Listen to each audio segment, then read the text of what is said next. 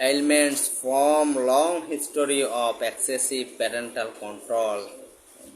পিতামাতার অতিরিক্ত মাত্রার কন্ট্রোল করা থেকে যে সকল অসুস্থতা দেখা দেয় সন্তানের, এক্ষেত্রে কার্সিনোসিন ওষুধটি খুব ভালো কাজ করে।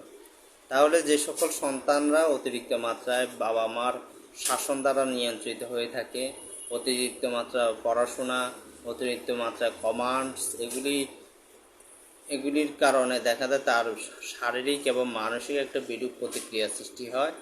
এই শারীরিক এবং মানসিক বিরূপ প্রতিক্রিয়ার ফলে সে অসুস্থতা বোধ করে।